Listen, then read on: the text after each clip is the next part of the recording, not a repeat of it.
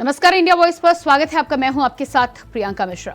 22 जनवरी को प्रभु श्री राम की प्राण प्रतिष्ठा के बाद 23 जनवरी को बिहार के पूर्व सीएम और पिछड़ों के मसीहा माने जाने वाले कर्पूरी ठाकुर की सवी जयंती पर भारत रत्न के ऐलान के बाद बीजेपी पर मंडल कमंडल की राजनीति का आरोप लगाया जा रहा है। मगर सच तो यह है कि पीएम के इस राजनीतिक पैतरे के बाद यूपी बिहार में राजनीतिक खलबली का माहौल है और विपक्ष की पिछड़ों की राजनीति पर मोदी संकट के बादल मंडराते हुए दिखाई दे रहे हैं। अब देखना यह है कि बीजेपी के इस फैसले के बाद विपक्ष इस फैसले का स्वागत तो कर रहा है, पर चुनावी रण में इसका जवाब कैसे दिया जाएगा ये देखना दिलचस्प होने वाला है। तो आज मंडल कमंडल पर होगी बातचीत, लेकिन उससे पहले आपको दिखाते एक रिपोर्ट। पीएम नरेंद्र मोदी ने 22 जनवरी को राम मंदिर में रामलला की प्राण प्रतिष्ठा की थी। इस आयोजन के अगले ही दिन कर्पूरी ठाकुर को भारत रत्न दिए जाने का ऐलान हो गया।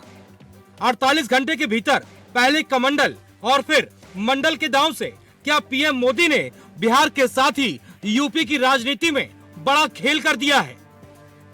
बिहार के पूर्व मुख्यमंत्री कर्पूरी ठाकुर की 100वीं जयंती का मौका था।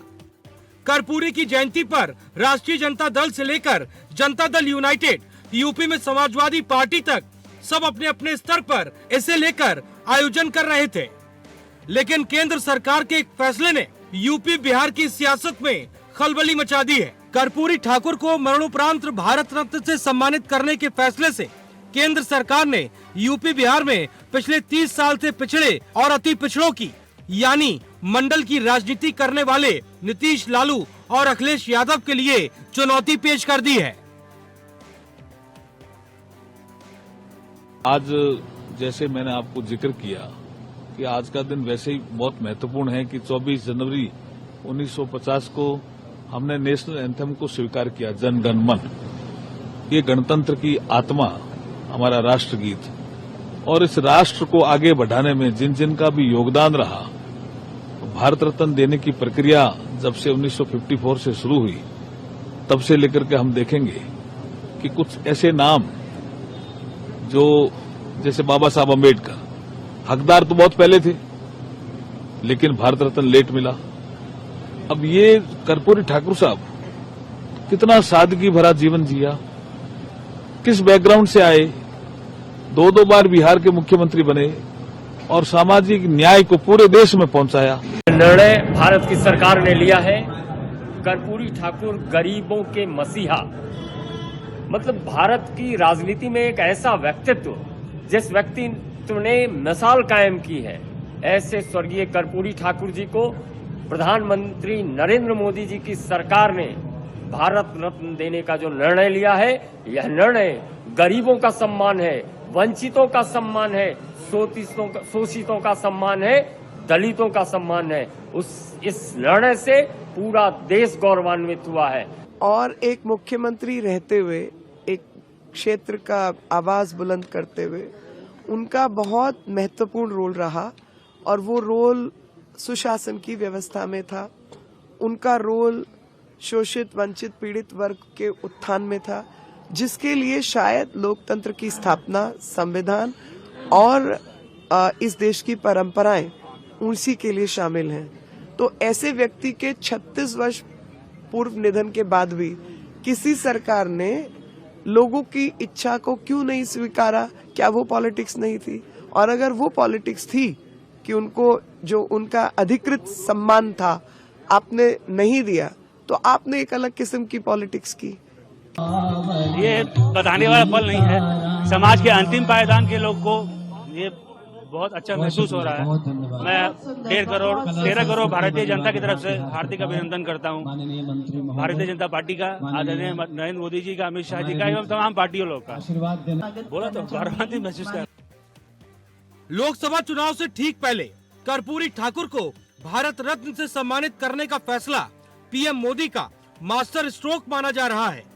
मगर जिस तरीके से पीएम मोदी ने 2 दिनों के अंदर बैक टू बैक कमंडल और मंडल की राजनीति की है, उससे यूपी और बिहार की राजनीति में जबरदस्त हलचल है। पीएम मोदी ने कैसे 2 दिनों के अंदर कमंडल और फिर मंडल की राजनीति करके अपने विरोधियों को नए सिरे से सोचने पर मजबूर कर दिया है, जो अब चर्चा का विषय बन गया है। उन्होंने खास तौर पर जो सामाजिक न्याय के लिए काफ़ी उन्होंने काम किया, लेकिन भारतीय जनता पार्टी के द्वारा जो भारत रत्न उनको दिया जा रहा है, उससे एक बात तो स्पष्ट है कि भारतीय जनता पार्टी ने जो आगे 2024 का चुनाव है उसको ध्यान में रखकर ये उपाधि उनको दी गई है भारत रत्न का। कर्पूरी ठाकुर का जो आंदोलन था, जो उनका संघर्ष था, जो उनकी विचारधारा थी, जिसको वो लेकर के एक लंबे समय तक उन्होंने लड़ाई लड़ी, उस पर क्या किया, उनकी आरक्षण की मांग पर क्या किया। कर्पूरी ठाकुर जिन लोगों को सम्मान दिलाना चाहते थे, जिनके लिए उन्होंने संघर्ष किया, क्या भारतीय जनता पार्टी ने उनको सम्मान दे दिया? मैं समझता हूँ व्यक्ति को नहीं बल्कि विचारधारा को अगर सम्मान देती भारतीय जनता पार्टी, तो मैं समझता हूँ ये जनता के केवल मुख्य मुद्दों से ध्यान हटाने के लिए ये उनकी 22 जनवरी को अयोध्या में नवनिर्मित राम मंदिर का उद्घाटन और प्राण प्रतिष्ठा के कार्यक्रम में जिस तरीके से पीएम मोदी ने नियमों का पालन करते हुए धार्मिक अनुष्ठान किए, उसके जरिए कमंडल यानी अगड़ी जातियों को साधने की रणनीति जनभावना को अपने पक्ष में करने की कोशिश के तौर पर देखा गया। रामलला की प्राण प्रतिष्ठा के बाद अयोध्या में उमड़ रही भीड़, रामलला को लेकर आस्था का सैलाब देखकर ये कहा जाने लगा कि बीजेपी को आने वाले चुनावों में इसका फायदा मिल सकता है। इसे इस बात पर मुहर की तरह भी देखा जा रहा है कि पीएम मोदी देश की जनभावना, जनता की इच्छा और आकांक्षा समझते हैं। वो सनातन आस्था के दांव से हिंदू वोट बैंक साधने में जिस कदर कामयाब रहते हैं, ये तो चुनाव नतीजे ही बताएंगे। लेकिन अब कर्पूरी ठाकुर को भारत रत्न देने का ऐलान किया जाना, कमंडल के बाद अब मंडल को कैसे बैलेंस करने की रणनीति से तौर पर ये तो चुनाव नतीजे ही बताएंगे। लेकिन अब कर्पूरी ठाकुर को भारत रत्न देने का ऐलान किया जाना, कमंडल के बाद अब मंडल को बैलेंस करने की रणनीति से जोड़कर भी देखा जा रहा है। यूपी बिहार के ओबीसी वोट बैंक का एक बड़ा हिस्सा अब तक अखिलेश यादव, लालू यादव और नीतीश कुमार की पार्टियों के साथ रहा है।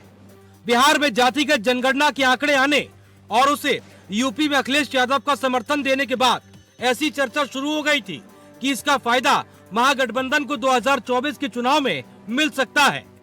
मगर कर्पूरी ठाकुर को भारत रत्न के ऐलान से अखिलेश, नीतीश और लालू के मंडल वोट बैंक को साधने की कोशिश की हवा निकलती जरूर नजर आ रही है। Bureau report, India voice. तो आज बीजेपी की मंडल कमंडल की राजनीति पर होगी बात। हमारे साथ captain I Singh Bhadauria, BJP प्रवक्ता, जुड़ चुके, स्वागत है आपका। इसके अलावा संजीव तरना जी, कांग्रेस प्रवक्ता हमारे साथ हैं, आपका भी बहुत बहुत स्वागत है। और अनूप साणा जी, सपा प्रवक्ता हमारे साथ जुड़ चुके हैं, आपका भी बहुत बहुत स्वागत है। पहला सवाल कैप्टन आई सिंह भदौरिया जी आपसे, मंडल कमंडल की राजनीति का जिस तरह से आरोप बीजेपी पर लगाया जा रहा है और माना जा रहा है कि पहले कमंडल और उसके बाद अब मंडल को साधने की कोशिश की गई है इन दोनों कदमों के द्वारा, इस पर क्या कहना है आपका?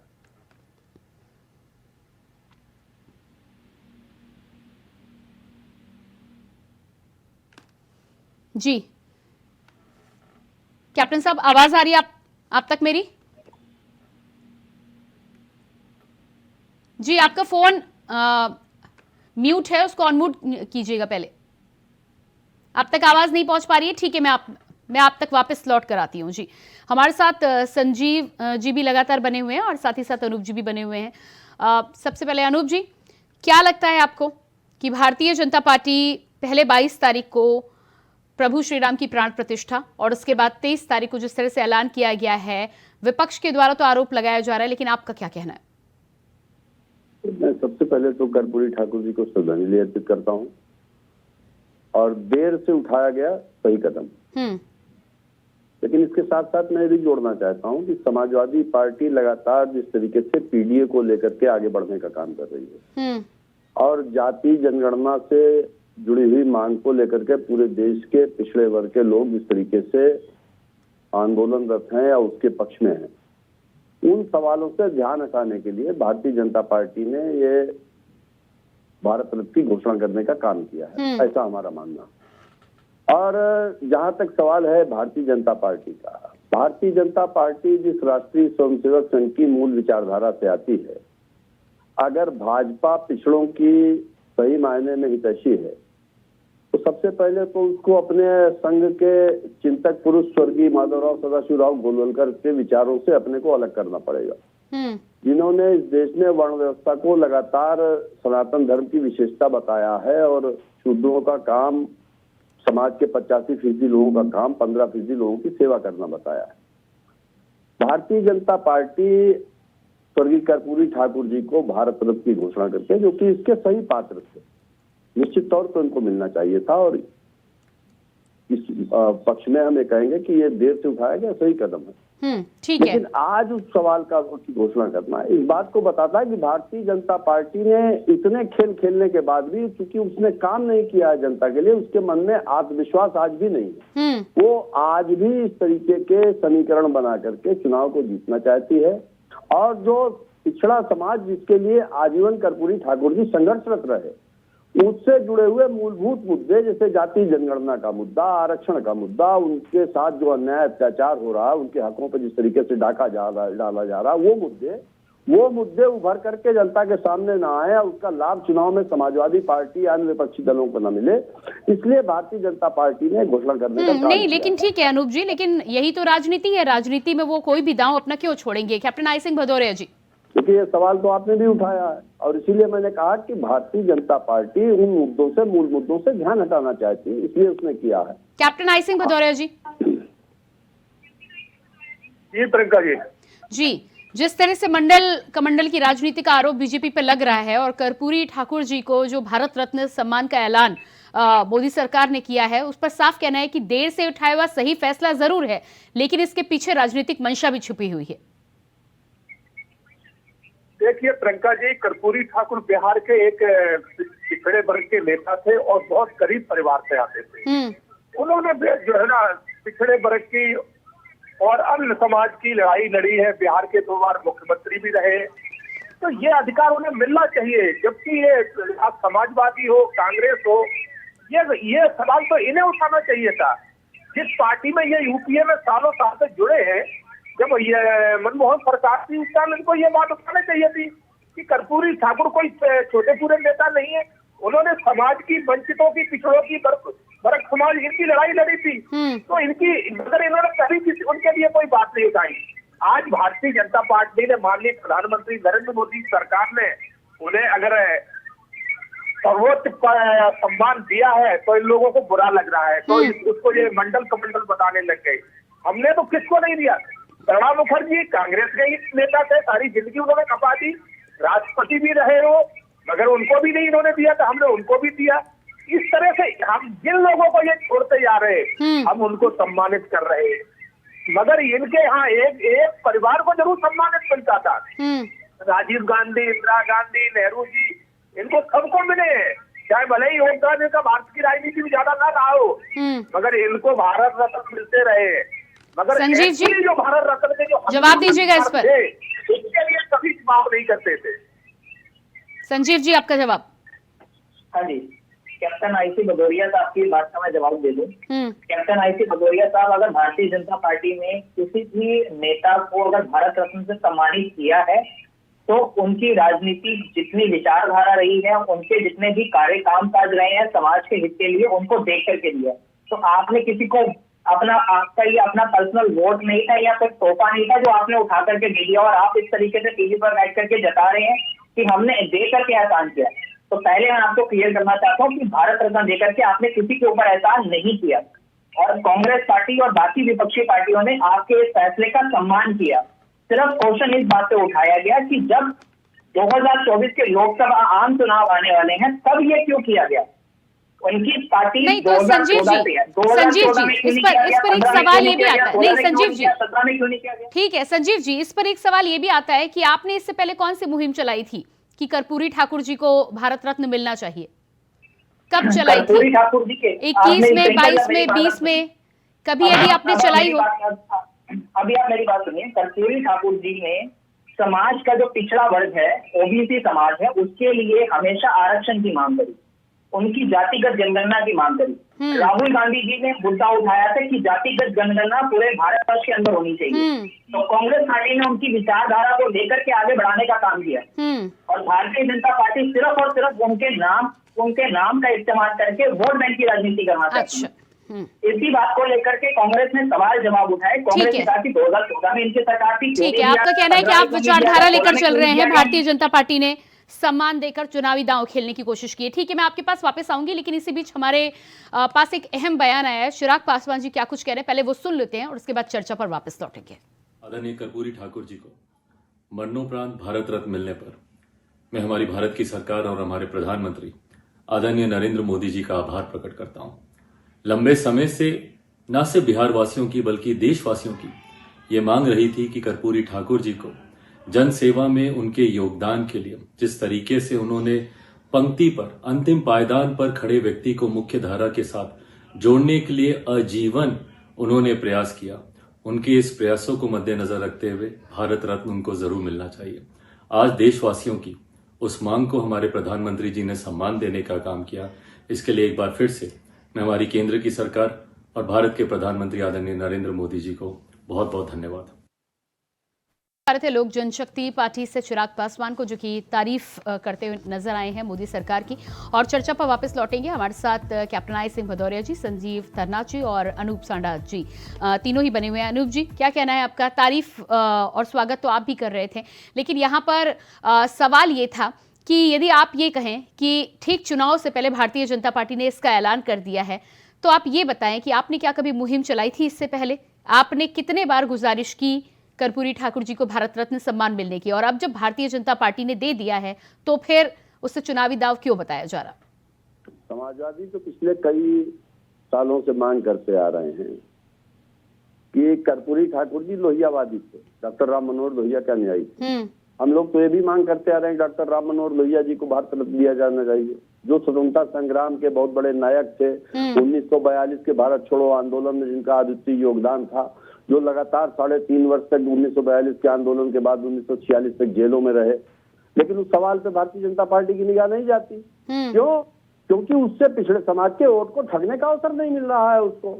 तो मांग से सवाल नहीं। और जहां तक जितने भी समाजवादी गुट है, बहुत से फैले हुए समाजवादियों ने देश के अलग अलग समय पे अलग अलग मांग की कि समाजवादी आंदोलन के जिन नेताओं ने इस देश के पिछड़ों के अंदर अधिकारों के लिए चेतना जागृत की, उनके हकों के लिए संघर्ष किया, उनको भारत रत्न देकर के पुरस्कारों के द्वारा सरकार को उनके प्रति आभार व्यक्त करना चाहिए। ठीक है, कैप्टन आई सिंह भदौरिया जी, मंशा है उसको के अनुरूप काम करना चाहिए। कैप्टन आई सिंह भदौरिया जी, इस पर जवाब दीजिएगा। आज कर्पूरी जी को लेकर के बिहार की राजनीति को साधने की कोशिश हो रही है। उत्तर प्रदेश में सपा के जो नारा है उस नारे को साधने की कोशिश जनता पार्टी ने जब भी जो भी सम्मानित थे, हमने सबको सम्मान दिया है हमारे 10 साल के कार्यकाल में। नहीं, अनूप जी कह रहे हैं कि वो तो मांग कर रहे हैं डॉक्टर राम मनोहर लोहिया जी को सम्मानित करने की, तो उस पर तो आपका फैसला नहीं आता कुछ भी?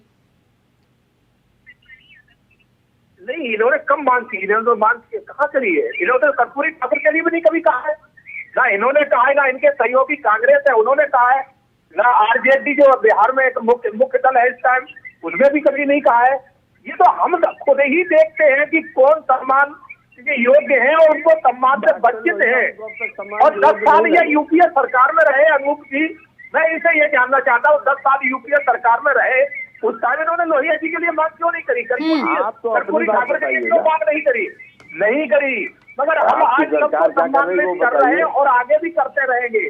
और लोहिया जी भी हमारी लिस्ट में है, आप ये ना सोचे कि नहीं है। अगर हमने कर्पूरी जी को दिया है तो आगे और भी सम्मानित जो है उनको सम्मान दिया जाएगा। हमने हर वंचित को, हर पिछड़े को और लास्ट में उसको जो अंतिम पंक्ति में खड़ा है उसको सम्मान बराबर दे रहे हैं। हम जाति, समाज, मजहब इसकी राजनीति नहीं करते।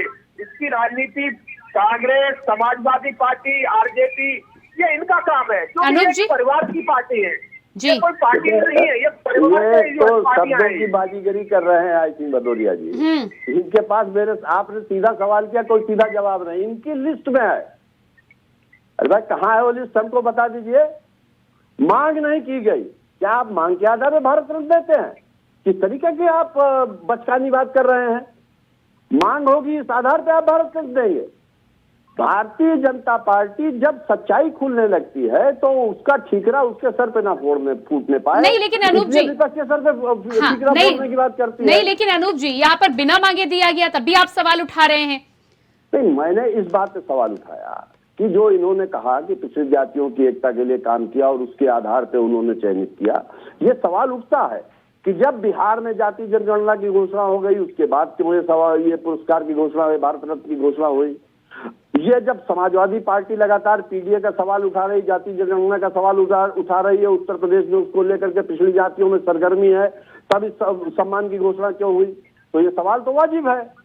और इन्होंने जब ये कहा कि हम सबका सम्मान करते हैं तो मैंने इनसे एक सवाल कर लिया कि डॉक्टर राम मनोहर लोहिया जो स्वतंत्रता सेनानी भी थे, जिन्होंने पिछड़ों के अंदर चेतना नहीं, या फिर अनूप जी आपत्ति कहीं ये तो नहीं है कि अभी तक तो सिर्फ कमंडल साधने की कोशिश हो रही थी, कहीं इस भारत रत्न के ऐलान के बाद जो पिछड़ा वर्ग है वो भी कहीं भाजपा के खाते में ना चला जाए? हमारा विरोध तो पाखंड से है। जिस चीज को स्वीकार कीजिए, विचार से स्वीकार कीजिए। भारतीय जनता पार्टी अपने विचारों में एक पाखंडी पार्टी है। जनता के वोट को अपने पक्ष में लाने के लिए, उनको भावनात्मक तौर पर उसका शोषण करने के लिए और भावनात्मक नहीं, लेकिन अनूप जी विचार का तो कहीं ना कहीं, लेकिन विचारधारा को तो स्वीकार किया है, तभी भारत रत्न का ऐलान किया। कैप्टन आई सिंह भदौरिया जी, प्रियंका जी, मैंने एक बात पूरी हो जाने दे। मैंने पहले चक्र में कहा कि भारतीय जनता पार्टी को स्पष्ट करना चाहिए कि स्वर्गीय माधव सिराव सदाशिवराव गोलवलकर ने जो बात कही थी वर्ग व्यवस्था को लेकर के, क्या उसको नकारने का काम भारतीय जनता पार्टी और संघ परिवार करेगा? अगर उसको नकारने की बात करते हैं तब ये माना जाएगा कि ये विचारधारा में इनकी परिवर्तन आया। अन्यथा वे मानते हैं कि ये खाल हो रहे हुए हैं, लेकिन इनके मूल में वही विचारधारा है जो समाज के 85% लोगों का हक मारना चाहती है। नहीं खड़े हो सकते हैं। हमने सबको सम्मान दिया है। संजीव, सम्मान ठीक है संजीव जी हमारे साथ बने। संजीव जी आज इस पर सवाल उठाए गए। 10 साल पहले आपकी भी सरकार रही है, सालों साल रही है, आपने क्यों नहीं दी अपने काल में सम्मान? डॉक्टर राम मनोहर लोहिया जी की भी बात हो रही है, क्या आपकी लिस्ट में नहीं थे ये नाम? पिछले कार्यकाल में क्या हुआ, किसकी सरकार थी, इन बातों के ऊपर आरोप लगाने का कोई फायदा नहीं है इनका। अब जिसकी सरकार है सवाल उससे पूछा जाएगा, ना कि जो पिछली सरकारें रह चुकी हैं उनसे सवाल किया जाएगा। नहीं संजीव जी, जब चुनावों की बात होती है, जब राज्यों के चुनाव की बात होती है, कोई बात निकल कर आती है, तब तो फिर 15-15 साल पुराने किस्से भी खोदे जाते हैं कि भारतीय जनता पार्टी ने ये बीमारू राज्य दिया था इसलिए ये नहीं कर पाए, तो फिर पुरानी बातें तो खुलेंगी ना, यदि आप ये आरोप लगा रहे हैं। पुरानी बातें खुलेंगी, मैं उसकी बात नहीं कह रहा कि पुरानी बातें नहीं खुलेंगी, बट मेरा सिंपल सा एक सवाल है। कांग्रेस पार्टी ने सिर्फ टाइमिंग का सवाल उठाया और जितने भी विपक्षी पार्टियां वो टाइमिंग के सवाल उठा रहे हैं। हम सिर्फ इतना कहना चाह रहे हैं कि अगर हमें समझ नहीं थी, हम उनके जिन्होंने इतने कार्य करे उनकी हम समाज सेवा को नहीं समझ पाए, आपको तो समझ नहीं। तो संजीव जी आपको तो हर टाइमिंग से दिक्कत है, आपको राम मंदिर की टाइमिंग से दिक्कत थी, आपने देखा ना कि किस तरह से जन सैलाब उमड़ा हुआ है। राम मंदिर की टाइमिंग से कांग्रेस को दिक्कत थी या चंद्राचार्य जी को भी दिक्कत थी? आप ये बताए ना, ये भी तो क्लियर कीजिए ना। आप आधी बात दिखाने का काम करेंगे, आधी बात नहीं बताएंगी। राम मंदिर के टाइमिंग से सिर्फ कांग्रेस पार्टी को ही दिक्कत थी, हमारे जो शंकराचार्य जी हैं उनको भी दिक्कत थी। शंकराचार्य जी ने सवाल जवाब करना शुरू किया था कि आधे अधूरे मंदिर के अंदर प्राण प्रतिष्ठा नहीं हो सकती। इन्होंने शंकराचार्य जी तक की बात नहीं सुनी, तो भारतीय जनता पार्टी से आप उम्मीद क्या कर सकते हैं? कैप्टन आई सिंह भदौरिया जी जवाब दीजिएगा इस पर। काम करते हैं, इसके अलावा इनको शंकराचार्य जी जब समाजवादी पार्टी सरकार थी उत्तर प्रदेश में, इन्हीं शंकराचार्य मुक्तानंद जी को लाठियों से पटक के मारा गया था। तब सोनिया गांधी जी ने मुंह नहीं खोला था, तब नहीं कहा था। आज ये कह रहे हैं कि शंकराचार्य जी भी सुनो। अरे भाई थोड़ा तो कहीं से तो सीखो, आप लोग तो सच में। ठीक है अनूप जी 10 सेकंड लीजिएगा, समय नहीं है मेरे पास। अनूप जी